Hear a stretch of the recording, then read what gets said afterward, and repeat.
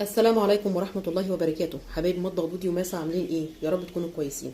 تعالوا النهاردة نعمل مع بعض فطار او عشاء خفيف جدا، ولا هنحط زيت ولا هنحط سمنة. حاجة خفيفة على المعدة، تنفع جدا جدا لعشاق الدايت وعشاق الخضار كمان. تعالوا نعمل ايه النهاردة؟ هنعمل عجة الكوسة والجزر، ويلا بينا نشوف هنعملها ازاي. اول حاجة هجيب 3 حبات من الكوسة، وقطعت الكوسة لصوابع رفيعة قوي وهحطها في الكبة عشان انا عايزاها ناعمة. هتاخد ضربتين في الكبة.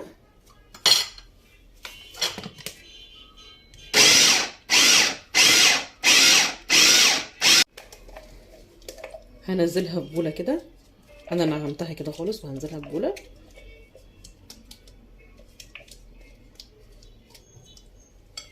بنفس الطريقه 3 جزرات صغيرين وهقطعهم بنفس الطريقه برضو، وبنفس الطريقه جبت 3 حبات صغيرين من الجزر وهضربهم برضو عشان ينعموا معايا.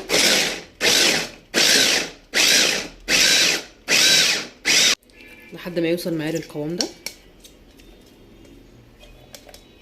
انا هرجع للكوسه بتاعتي هلاقيها ابتدت تنزل سوائل بالشكل اللي انتوا شايفينه. ساعتها هجيب طبق واسع شويه صغير، وابتدي احط الكوسه في مصفى ضيقه كده، واضغط عليها بالاسباتيولا عشان تنزل كل السوائل اللي فيها.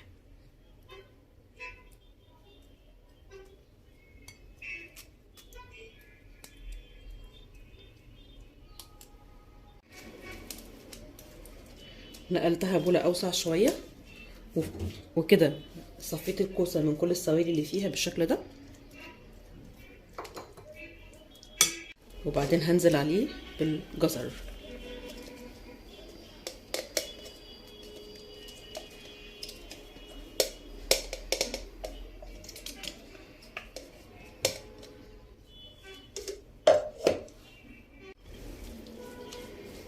واقلبهم مع بعض كده.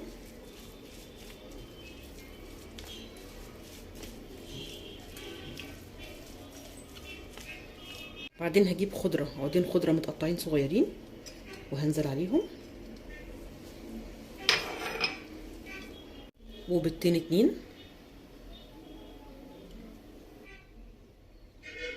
ومعلقه كبيره مليانه دقيق،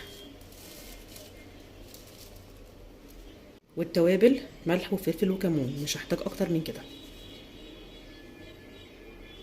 واقلبهم بالراحه بالمعلقه مع بعض.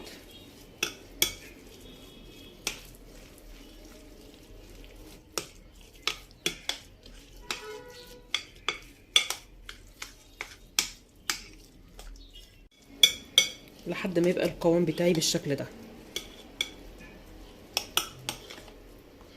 قوام مش سايل ومش متماسك.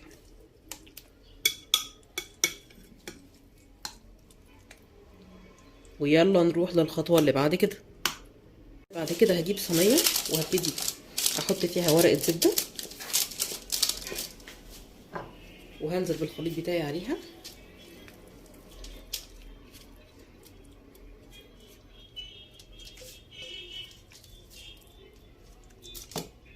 وابتدي افرد الخليط بتاعي كده في قلب الصينيه.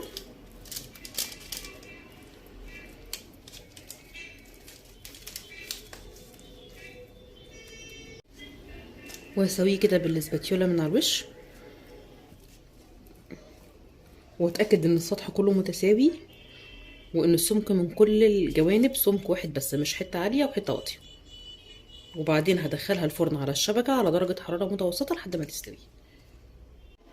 كده احنا خرجنا الصينيه بتاعتنا من الفرن النهارده، وهنسيبها تبرد تماما وبعدين نقطعها. مش هنقطعها وهي سخنه خالص. كده احنا قطعناها وقدمناها عجة الخضار بالكوسة والجزر والبيض. حاجة تحفة وهتعجبكم قوي وخفيفة على المعدة، وتنفع قوي قوي للناس اللي بتعمل دايت.